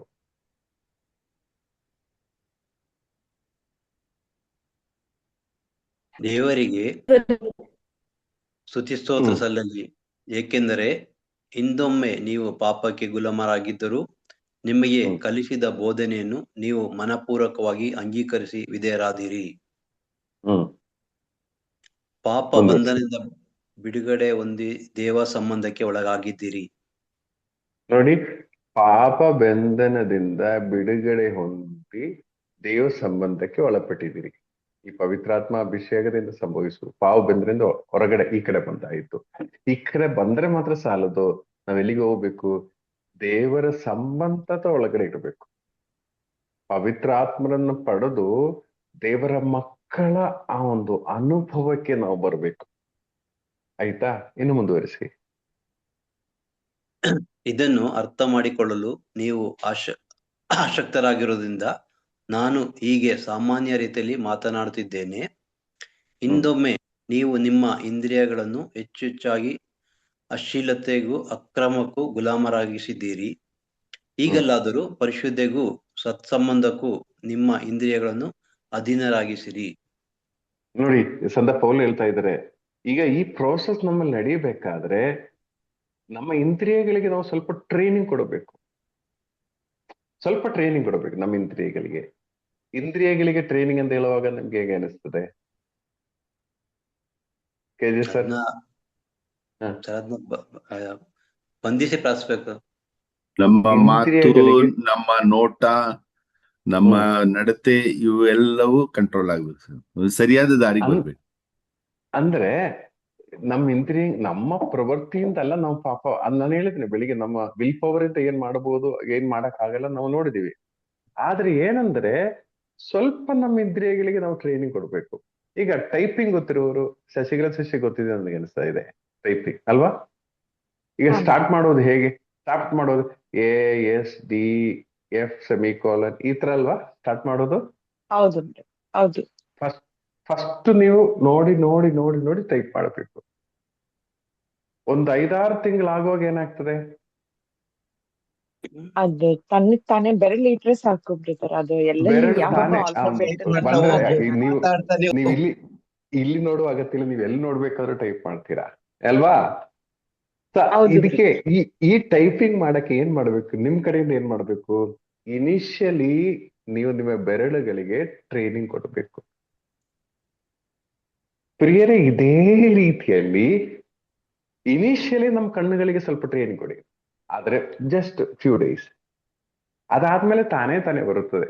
ಯಾರು ಮಾತಾಡಿದ್ರು ಸಾಕು, ನೀವು ಮಾತಾಡ್ತಾ ನಿಮ್ ಮನೆ ಸ್ಟೋರಿ ಎಲ್ಲ ಹೇಳ್ತಾ ಬೇಕಾದ್ರೆ ಟೈಪ್ ಮಾಡ್ತೀರಾ, ಆದ್ರೆ ಕರೆಕ್ಟ್ ಆಗಿ ಆ ಪಾಯಿಂಟ್ ಬರುತ್ತೆ. ಅದಕ್ಕೆ ಈ ದೇವರ ಮಕ್ಕಳಾಗುವ ಈ ಒಂದು ಪ್ರೋಸೆಸ್ ಅಲ್ಲಿ ಇನಿಷಿಯಲಿ ನಮ್ಗೆ ಗೊತ್ತಿರ್ಬೇಕು, ಇದು ಸರಿ, ಇದು ತಪ್ಪು, ಇದು ನೋಡಬಹುದು, ಇದು ನೋಡಬಾರ್ದು, ಇದು ತಿನ್ಬಹುದು, ಇದು ತಿನ್ಬಾರ್ದು, ಇದು ಮಾತಾಡಬಹುದು, ಇದು ಸ್ವಲ್ಪ ಇನಿಷಿಯಲಿ ಒಂದು ಟ್ರೈನಿಂಗ್ ಕೊಡ್ಬೇಕು. ಅದೊಂದು ನಾವು ಸ್ಟಾರ್ಟಿಂಗ್ ಈ ಸೆಲ್ಫ್ ಅಲ್ಲಿ ಸ್ಟಾರ್ಟ್ ಮಾಡ್ತಾರಲ್ಲ ಗಾಡಿ ಎಲ್ಲ, ಸೊ ಇನಿಷಿಯಲಿ ಒಂದು ಸ್ಟಾರ್ಟ್ ಆಗುವವರೆಗೆ. ಪ್ರಿಯರೇ, ಈ ದೇವರ ಮಕ್ಕಳು ಎಂಬ ಸಾಫ್ಟ್ವೇರ್ಗೆ ನಾವು ಎಂಟ್ರಿ ಆಗುವಾಗ ಏನಾಗುತ್ತಂದ್ರೆ, ಮತ್ತೆ ನೀವೇನೋ ಟ್ರೈ ಮಾಡಿ ಇಂದ್ರಿಯಗಳು ಟ್ರೈನಿಂಗ್ ಕೊಡಬೇಕಾದ ಅಗತ್ಯ ಏನಿಲ್ಲ. ಇಂದ್ರಿಯಗಳಿಗೆ ಈ ಕೆಲಸನೇ ಮಾಡುವ ಒಂದು ಪ್ರಾಕ್ಟೀಸ್ ಆಗ್ಬಿಡುತ್ತದೆ. ಮತ್ತೆ ಇದಕ್ಕಿಂತ ಮಿಗಿಲಾಗಿ ನೀವೇನೂ ಮಾಡಕ್ ಆಗಲ್ಲ. ಕೋಪ ಬರೋ ಸಿಚುವೇಶನ್ ಮಾತ್ರ ನೀವು ಕೋಪ ಮಾಡಕ್ ಆಗಲ್ಲ. Already you are in control. ದೇವರು ನಿಮ್ಮನ್ನು ಹತೋಟಿಯಲ್ಲಿ ತಗೊಂಡಾಗಿದೆ. ಇನಿಷಿಯಲಿ ಆ ಪ್ರೋಸೆಸ್ಗೆ ನಾವು ಸ್ವಲ್ಪ ಇಂದ್ರಿಯಗಳನ್ನ ಟ್ರೈನ್ ಮಾಡಬೇಕು. 19ನೇ ವಚನ ಓದಿ, ರೋಮ 19. ಇದನ್ನು ಅರ್ಥ ಮಾಡಿಕೊಳ್ಳಲು ನೀವು ಆಸಕ್ತರಾಗಿರುವುದರಿಂದ ನಾನು ಹೀಗೆ ಸಾಮಾನ್ಯ ರೀತಿಯಲ್ಲಿ ಮಾತನಾಡುತ್ತಿದ್ದೇನೆ. ಹಿಂದೊಮ್ಮೆ ನೀವು ನಿಮ್ಮ ಇಂದ್ರಿಯಗಳನ್ನು ಹೆಚ್ಚಾಗಿ ಅಶ್ಲೀಲತೆಗೂ ಅಕ್ರಮಕ್ಕೂ ಗುಲಾಮರಾಗಿಸಿದ್ದೀರಿ. ಈಗಲಾದರೂ ಪರಿಶುದ್ಧೆಗೂ ತತ್ಸಂಬಂಧಕ್ಕೂ ನಿಮ್ಮ ಇಂದ್ರಿಯಗಳನ್ನು ಅಧೀನರಾಗಿಸಿರಿ. ಸ್ವಲ್ಪ ಅಧೀನರಾಗಿಸಿರಿ, ಸ್ವಲ್ಪ ನೀವು ಟ್ರೈನಿಂಗ್ ಕೊಡಿ. ಅಂದ್ರೆ ನಿಮ್ಮ ಆ ಒಂದು ಸಾಧನೆಯಿಂದ ನಡೆಯೋ ವಿಷಯ ಅಲ್ಲ ಅದು. ಆದ್ರೆ ಇನಿಷಿಯಲಿ ನಮ್ಗೆ ಯಾವ ರೂಟಲ್ಲಿ ಹೋಗ್ಬೇಕು, ನಮ್ ಮನಸ್ಸು ಮುಖ್ಯ ಅಲ್ವಾ? ಸ್ವಲ್ಪ ಇಂದ್ರಿಯಗಳಿಗೆ ಟ್ರೈನಿಂಗ್ ಕೊಟ್ಬಿಡಿ, ಮತ್ತೆ ಅದೊಂಥರ ಅದ್ ಪ್ರಾಕ್ಟೀಸ್ ಆಗ್ಬಿಟ್ರೆ ನೀವೇನು ನಿಮ್ದೇ ಆಗಿ ಏನ್ ಮಾಡ್ಬೇಕಾಗತ್ತಿಲ್ಲ. ಬಾಕಿ ಎಲ್ಲ ಅದು ಟ್ಯೂನ್ ಆಗ್ತಾ ಇರ್ತದೆ. ದೇವರ ಮಕ್ಕಳು ಎಂಬ ಆ ಒಂದು ಸಿಸ್ಟಮ್ಗೆ ನೀವು ಎಂಟ್ರಿ ಆಗುವಾಗ ಮತ್ತೆ ನಿಮ್ಗೆ ಪಾಪ ಮಾಡಕ್ಕೆ ಸಾಧ್ಯ ಇಲ್ಲ. Praise Lord. ಪ್ರಿಯರೇ, ಒಂದು ಪ್ರಶ್ನೆಯೊಂದಿಗೆ ನಾನು ಇವತ್ತು ಕನ್ಕ್ಲೂಡ್ ಮಾಡ್ತೇನೆ. ಹಳೆಯ ನಿಯಮ ಫಾಲೋ ಮಾಡಕ್ ಈಸಿನಾ, ಹೊಸ ನಿಯಮ ಫಾಲೋ ಮಾಡಕ್ ಈಸಿನಾ? ಯಾವ್ದು ಸ್ವಲ್ಪ ಹಾರ್ಡ್ ಆಗಿರೋದು? ಹೊಸ ನಿಯಮಗಳು ಬ್ರದರ್. ಹೊಸ ನಿಯಮನಾ? ಹೌದು. ದಯಾಲು? ಮೊದ್ಲು ಹಳೆಯ ಬ್ರದರ್ ನಿಯಮಗಳಿದೆಯಲ್ಲ ಬ್ರದರ್, ಅದು ತುಂಬಾ ಪವರ್ಫುಲ್. ಇವು ಹೊಸ ನಿಯಮ ನಮ್ಗೆ ಸ್ವಲ್ಪ ಲಿಬರ್ ಮಾಡ್ಬಿಡ್ತದೆ ಬ್ರದರ್. ಲಿಬರಲ್? ನಮ್ಗೆ ಅಡ್ಜಸ್ಟ್ಮೆಂಟ್ ಮಾಡಿ ಮಾಡ್ತದಲ್ವಾ? ಸೊ ಹೊಸ ನಿಯಮ ಸ್ವಲ್ಪ ಈಸಿ ಇದೆ, ಹಳೆಯ ನಿಯಮ ಸ್ವಲ್ಪ ಕಷ್ಟ ಇದೆ, ಅದನ್ನ ನೀವ್ ಹೇಳ್ತಾ ಇದ್ದೀರಾ? KJ ಸರ್ ನೀವೇನ್ ಹೇಳ್ತೀರಾ? ಸರ್, ಹಳೆ ನಿಯಮಗಳನ್ನ ಪಾಲಿಸೋದು ಸುಲಭ, ಹ್ಮ್. ಹೊಸ ನಿಯಮಗಳು ಕಷ್ಟ. ಹೊಸ ನಿಯಮಗಳು ಕಷ್ಟ. ಯಾಕಂದ್ರೆ ಹಳೆ ನಿಯಮಗಳೆಲ್ಲ ಒಂದು ಬಾಹ್ಯದ ಪರವಾಗಿ ಬಾಹ್ಯ ರೀತಿಯಲ್ಲಿ ಇತ್ತು, ಆದ್ರೆ ಹೊಸ ನಿಯಮಗಳು ಆಂತರಿಕವಾಗಿ ಇರುವಂತದ್ದು, ಅದೇ ಸಾಫ್ಟ್ವೇರ್ ಓಕೆ ಹೇಳಿದ್ರೆ. ಓಕೆ. ಹಡ್ಸನ್ ನೀವೇನ್ ಏನ್ ಹೇಳ್ತೀರಾ? ಗೊತ್ತಾ ಬ್ರದರ್, ಹ್ಮ್. ಹೇಳಿ ಶಶಿಕಲಾ sister ಹೇಳಿ. ಹೇಳಿ ನೀವ್ ಹೇಳಿ. ಸರ್, ಎರಡು ಒಂದೇ ಇದೆ. ಅದೇ ಹಳೇದೇ ಇದೆ, ಹೊಸ ನಿಯಮದಲ್ಲಿ ಮಾಡ್ಕೊಟ್ಟಿದ್ದಾರೆ ಅಷ್ಟೇ. ಅದು ಅಲ್ಲಿ ಅಷ್ಟೊಂದು ಇದನ್ನ ಇಷ್ಟು ಎರಡರಲ್ಲಿ ಮಾಡಿ ಮುಗಿಸಿದ್ರಲ್ಲಿ ಹೊಸ ನಿಯಮ. ಓಕೆ. ಶಶಿಕಲಾ ಸರ್ ನಿಮ್ದೇನು? ಏನಂದ್ರೆ ಹಳೇದಕ್ಕೆಲ್ಲ ಕೆಲವು ಗೊತ್ತಾಗ್ತಿರ್ಲಿಲ್ವೋ ಏನೋ. ಈಗ ನೀವ್ ಹೇಳ್ತಿರಲ್ಲ ನಮ್ದೊಂದು ಪವಿತ್ರಾತ್ಮರ ಶಕ್ತಿ ಇರ್ಲಿಲ್ವೋ ಏನೋ ಅದು ಇದು ಅಂತ. ಆದ್ರೆ ಇವಾಗ ಹಂಗಿಲ್ಲ ಬ್ರದರ್. ಈಗ ಒಂದ್ ಎಕ್ಸಾಂಪಲ್ ಅಂತ ಹೇಳಿದ್ರೆ, ಈ ಮರಿಯನ್ ಗ್ರೂಪ್ ಬಂದ್ಮೇಲೆ ನನ್ ತಮ್ಮನೇ ಹೇಳ್ತಾನೆ, ನಮ್ಮ ಅಪ್ಪ ಅಮ್ಮ ನಿಮ್ಮ ಅಪ್ಪ ಅಮ್ಮ ಏನ್ ಹೇಳ್ಕೊಟ್ರು ಅಂತ ಅವನು ಹೇಳಲ್ಲ, ಇದೇ ನಿಮ್ ಜಾಯ್ ಬ್ರದರ್ ಹೇಳ್ಕೊಟ್ಟಿರೋದಾ ಅಂತಾನೆ. ಇವಳೊಬ್ಳು ಇರ್ತಾಳೆ, ಇದೇ ನಿಮ್ ಬ್ರದರ್ ಹೇಳಿರೋದಾ ಅಂತ ಅವಳು ಹೇಳ್ತಾಳೆ. ನಾನು ಅಂದ್ರೆ ನಮ್ ಓದಿರೋ ಸ್ಕೂಲ್ ಟೀಚರ್ಸ್ ಆಗ್ಲಿ, ಓದಿರೋ ಸ್ಕೂಲ್ ಅಲ್ಲಾಗ್ಲಿ, ನಮ್ಮ ಅಪ್ಪ ಅಮ್ಮನ ಹೆಸರಾಗ್ಲಿ ಅವ್ರದ್ದು ಇವ್ರದೆಲ್ಲ ಏನು ಇಲ್ಲ. ಈಗ ಹಿಂಗೆ ನೀವ್ ಪ್ರೇಯರ್ ಗ್ರೂಪ್ ಬಂದ್ಮೇಲೆ ಫುಲ್ ಹಿಂಗೆ ಇವಾಗ ನೀವ್ ಇದು ಹೇಳಿದ್ರಲ್ಲ, ದೇವ್ರ ಮಕ್ಕಳ ತರಾನೇ ನಾವ್ ಇರ್ಬೇಕು. ಎಲ್ಲಾರ್ದು ಇದು ನಮ್ಮ ಮೇಲೆ ಫೋಕಸ್ ಆಗಿರುತ್ತೆ ಬ್ರದರ್. ಸೊ ನಾವ್ ಹಳೇದ್ ಪಳೇದೆಲ್ಲ ಮರ್ತ್ಬಿಟ್ಟು ಇದು ಹೊಸದ್ ಇದೆಯಲ್ಲ, ಅದ್ ಬಹಳ ಕಷ್ಟ ಆಗ್ತಾ ಇದೆ ಮಾಡೋದು. ನಾನೇಳಿದ ನಿಯಮ, ಹಳೆ ನಿಯಮ. ಈಗ ನೋಡಿ, ಉದಾಹರಣೆಗೆ ಇದೊಂದು ಜಸ್ಟ್ ನಾವು ಕಲಿಬೇಕು. ಮತ್ತಾಯ 5ನೇ ಅಧ್ಯಾಯ 21ನೇ ವಾಕ್ಯ.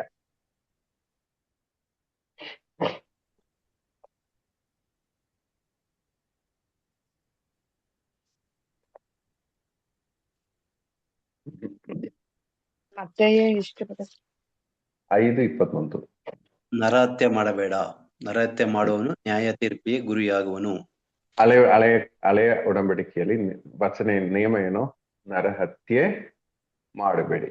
ನಾವು ಉದಾಹರಣೆಗೆ ನೋಡಿ, ಒಬ್ಬನನ್ನು ಕೊಲ್ಲುವುದಕ್ಕೆ ಚಾಕು ತಗೊಂಡು ಚುಚ್ಚಿದ್ದಾನೆ. ಆದ್ರೆ ಚಾಕು ಅಷ್ಟು ಸ್ಟ್ರಾಂಗ್ ಇರಲಿಲ್ಲ, ಅಂದ್ರೆ ಅದ್ರ ಅಷ್ಟು ಶಾರ್ಪ್ ಇರಲಿಲ್ಲ, ಅದರಿಂದ ಅಷ್ಟು ಹೋಗಿಲ್ಲ, ಈ ವ್ಯಕ್ತಿ ಸಾಯ್ಲಿಲ್ಲ.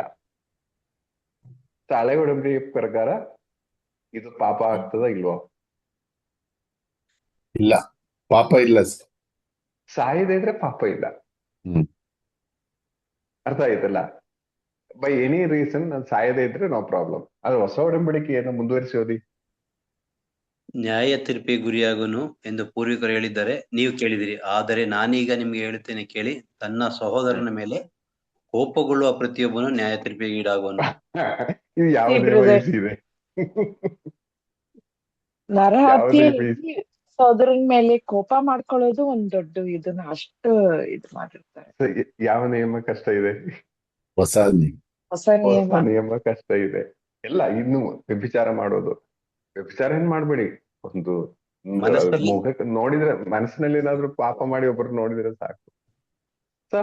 ಹೊಸ ನಿಯಮ, ಈ ಕಷ್ಟಕರವಾದ ಹೊಸ ನಿಯಮಗಳು ಫಾಲೋ ಮಾಡಕ್ಕೆ ನಮ್ ಶಕ್ತಿಯಿಂದ ಆಗಲ್ಲ. ಈ ಹೊಸ ನಿಯಮಕ್ಕೆ ಯಾರು ಎಂಟ್ರಿ ಆಗ್ತಾರೆ? ಪವಿತ್ರ ಆತ್ಮರಿಂದ ಬರ್ತಾರೆ, ಅವರೇ ಮುನ್ನಡೆಸ್ತಾರಲ್ಲ. ಆ ವ್ಯಕ್ತಿಗಳಿಗೆ ದೇವರ ಮಕ್ಕಳಾಗುವ ಭಾಗ್ಯ ಸಿಕ್ಕುವಾಗ ಈ ನಿಯಮಗಳು ಅವರಿಗೆ ಬೈ ಡಿಫಾಲ್ಟ್ ಆಗ್ತಾ ಇರ್ತದೆ. ಟೈಪ್ ರೈಟಿಂಗ್ ಎಕ್ಸಾಂಪಲ್ ಹೇಳಿದ್ದೀನಿ, ಅದೇ ರೀತಿಯಲ್ಲಿ ನೀವಾಗಿ ಏನ್ ಕಷ್ಟಪಡೋ ಅಗತ್ಯ ಬೈ ಡಿಫಾಲ್ಟ್ ಇದು ನಾನು ಮಾಡಕ್ ಆಗಲ್ಲ. ನಂಗೆ ನಾನ್ ನನ್ ಮಕ್ಳಿಗೆ ಹೇಳ್ತೀನಿ, ನನ್ ಬಾಯಿಂದ ಏನಾದ್ರು ತಪ್ಪಾಗಿ ಮಾತು ಬಂದ್ರೆ ನೀವು ಮಾತಾಡಿ. ನನ್ ಬಾಯಿಂದ ಏನಾದ್ರು ಈ ಮಾತುಗಳಿದೆಯಲ್ಲ, ಆ ಮಗ ಈ ಮಗ ಆತರ ಮಾತುಗಳು ಏನಾದ್ರು ಬಂದ್ರೆ ನೀವು ಮಾತಾಡಿ, ಇಲ್ದೇರೆ ಇಂಥ ಮಾತು ನೀವು ಆಡಬಾರದು. ಸೊ ನಮ್ ಬಾಯಿಂದ ಇದು ಬರಲ್ಲ ಎಂಬ ಗ್ಯಾರಂಟಿ ನಮ್ಗಿದ್ಯಾ? ಇದು ಯಾವಾಗ ಮಾತಾಡೋದು, ಅವ್ರು ಯಾವಾಗ ಹೇಳೋದು? ಸೊ ಪ್ರಿಯರೇ, ನಾವು ಈ ಒಂದು ರೇಂಜ್ಗೆ ನಾವು ಬರಬೇಕು. ಪುನಃ ಹುಟ್ಟುವ, ಪವಿತ್ರ ಆತ್ಮನಿಂದ ಹುಟ್ಟುವ. ನಿಕೋದೇಮನಿಗೆ ಸ್ವಾಮಿ ಹೇಳಿರೋದು ಇಷ್ಟೇನೆ, ನೀವು ಪುನಃ ಹುಟ್ಟದೇ ಇದ್ರೆ ಸ್ವರ್ಗರಾಜ್ಯವನ್ನು ಸ್ವೀಕರಿಸಲು ಸಾಧ್ಯವಿಲ್ಲ ಅಂತ ಹೇಳಿ. ಆಗ ಅವರು ನಾನಿನ್ನು ತಾಯಿಯ ಉದರಕ್ಕೆ ಹೋಗ್ಬೇಕಾಗುತ್ತಾ, ಈ ಪ್ರಶ್ನೆ ಎಲ್ಲ ಆಗ್ತಾ ಇತ್ತು. ಪ್ರಿಯರೇ, ನಮ್ಮೊಬ್ಬೊಬ್ರಿಗೆ ದೇವರು ಹೇಳೋದು ಇಷ್ಟೇನೆ, ಪವಿತ್ರಾತ್ಮರಿಂದ ನಾವು ಹುಟ್ಟಬೇಕು. ಪವಿತ್ರಾತ್ಮರಿಂದ ಹುಟ್ಟಿದರೆ ಮಾತ್ರನೇ ನಾವು ಪರಿಶುದ್ಧಿಯಲ್ಲಿ ಜೀವನದ ಸಂದರಾಗಿ ಬಾಳಲು ಸಾಧ್ಯ. ಆಗ ದೇವರ ಸಾಮ್ರಾಜ್ಯ ಇಲ್ಲೇ ಇದೆ. ಒಂದು ಯೇಸುವಿನ ಶಿಷ್ಯನಾಗಬೇಕಾದ್ರೆ ಇದೊಂದು ಮುಖ್ಯವಾದ ಗುಣವಾಗಿದೆ. ಪವಿತ್ರ ಆತ್ಮರಿಂದ ಹುಟ್ಟಿ ದೇವರ ಮಕ್ಕಳು ಎಂಬ ಅರಿವಿನಲ್ಲಿ ಜೀವಿಸುವುದು. ಈ ಕೃಪೆ ದೇವರು ನಮ್ಮ ಒಬ್ಬೊಬ್ಬರಿಗೂ ದಯ ಪಾಲಿಸಲಿ. ಪ್ರೈಸಲು KJ sir. Praise the Lord sir, praise the Lord ಪ್ರಿಯರೇ. ಇವತ್ತು ನಮಗೆ ಕಳೆದ ವಾರ ಏನ್ ಬಿಟ್ಟಿದ್ರು ಅಲ್ಲಿಂದ ಮುಂದುವರಿಸ್ಕೊಂಡು ಬಂದ್ರು ದೀಕ್ಷಾ ಸ್ನಾನದ ಬಗ್ಗೆ. ದೀಕ್ಷಾ ಸ್ನಾನ ನವೀಕರಣದ ಮುಂಚೆ ನಾವು ಹೇಗಿದ್ವಿ, ನವೀಕರಣದ ನಂತರ ಏನ್ ನಡೀತು.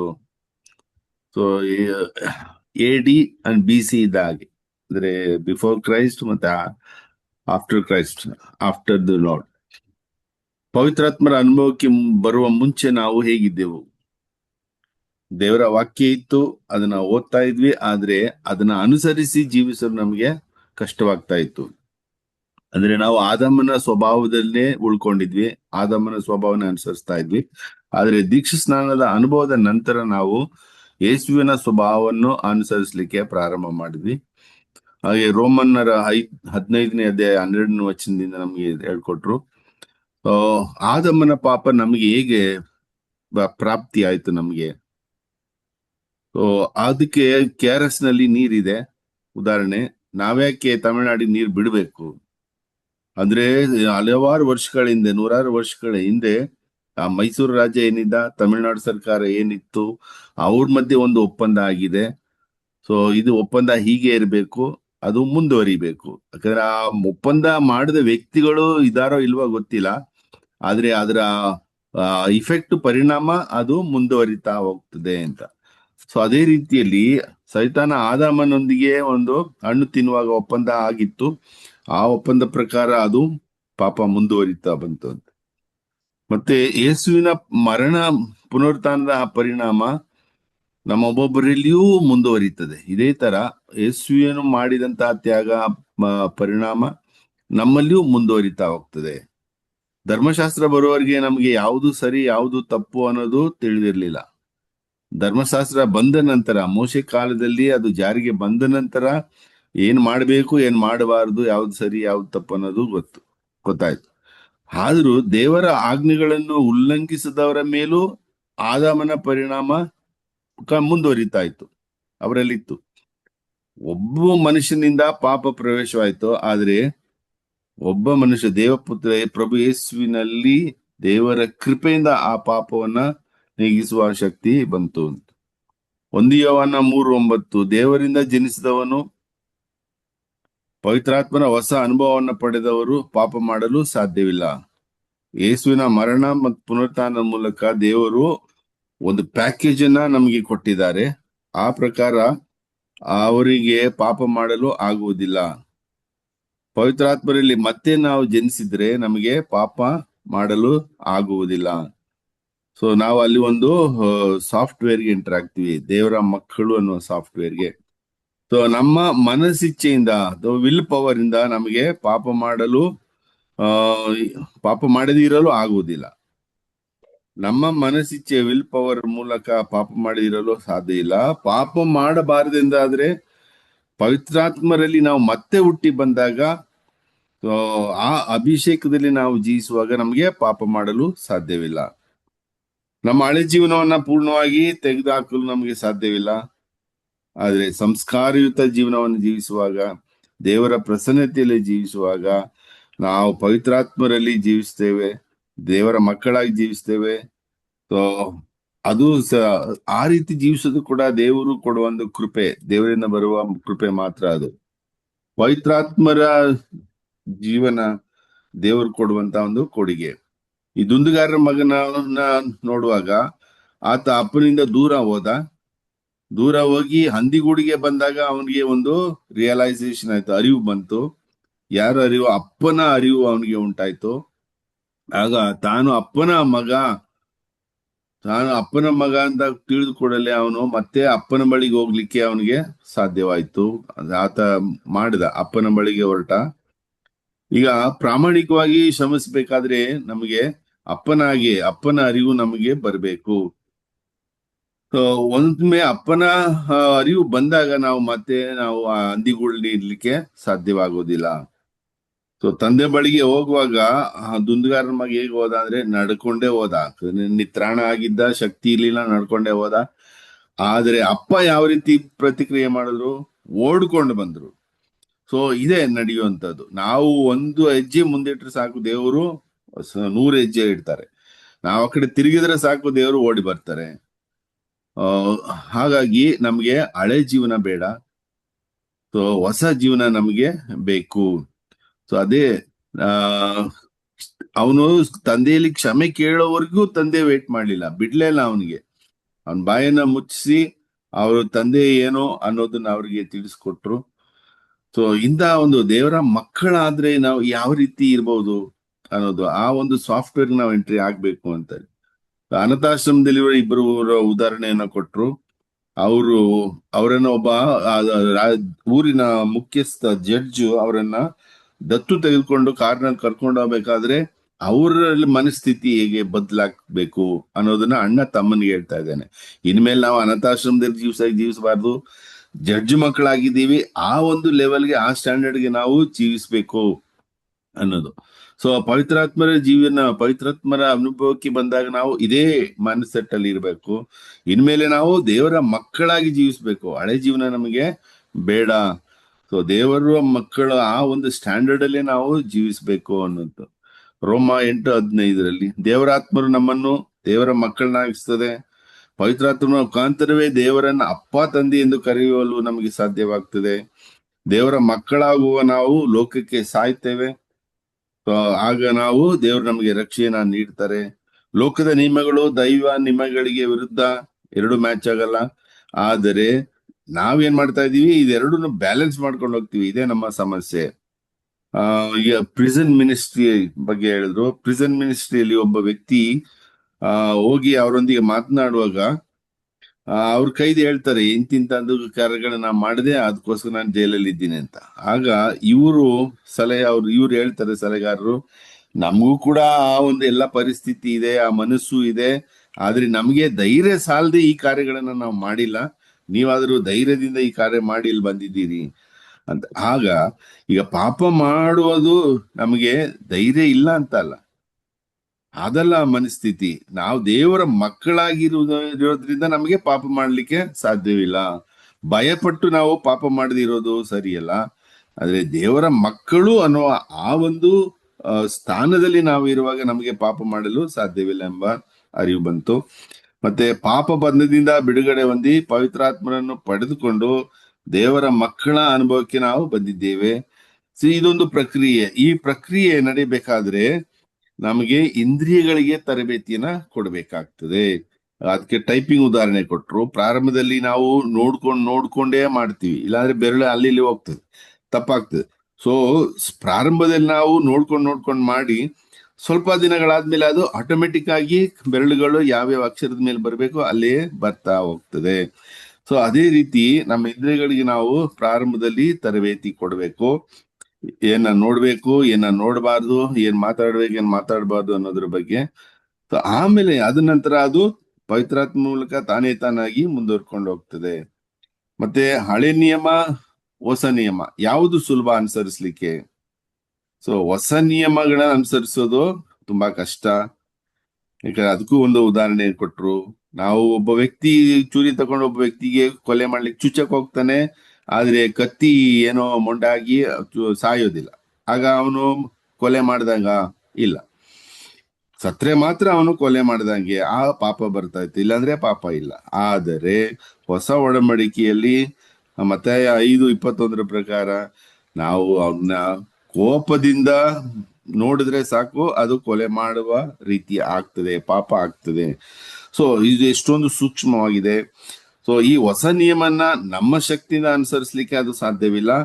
ಅದು ದೇವರ ಕೃಪೆ, ಪವಿತ್ರಾತ್ಮರಿಂದ ಹುಟ್ಟಿದರೆ ಮಾತ್ರ ನಾವು ಅದನ್ನ ಅನುಸರಿಸಿ ಜೀವಿಸಲಿಕ್ಕೆ ಸಾಧ್ಯ ಎಂಬುದು ನನಗೆ ಅರ್ಥ ಆಯ್ತು sir. Praise the Lord sir. Thank you.